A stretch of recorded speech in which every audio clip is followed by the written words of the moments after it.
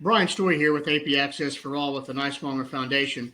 In this video, we're going to address angular velocity or spin rate, the rate at which things turn. Before I do that, I want to remind you of a couple of conventions that we use. Now, this isn't 100% always true, but typically in the linear plane, anything that happens to the right is positive, and anything that happens to the left is negative, and anything that happens upward is positive,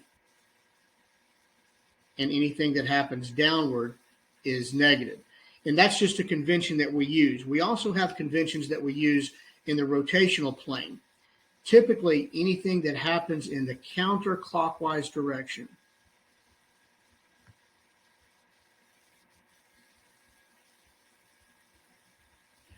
So anything that happens in the counterclockwise direction is typically given a positive designation.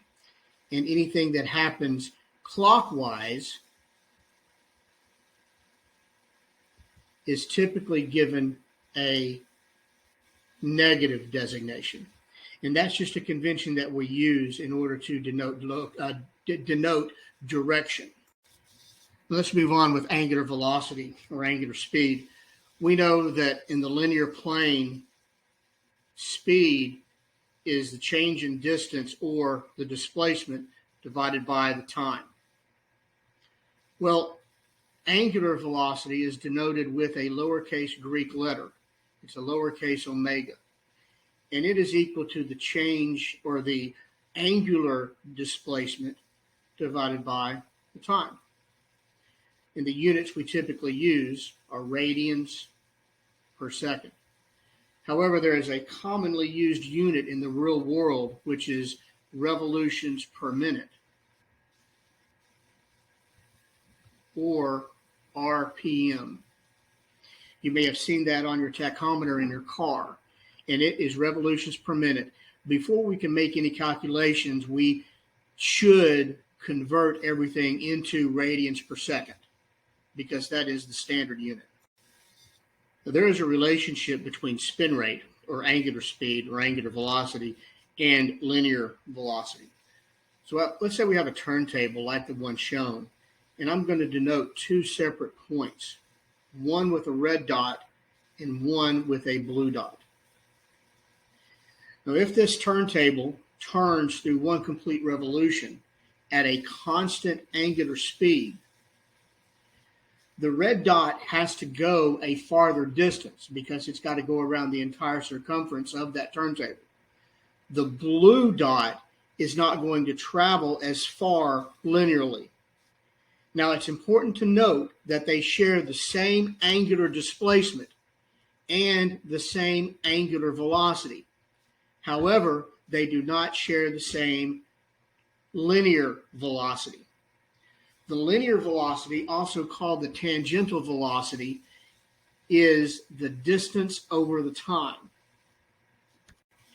We can express that mathematically.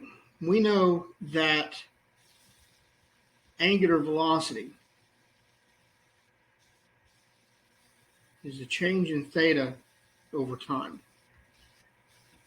We also know from a previous video that theta is the distance or the arc length or the linear distance divided by radius.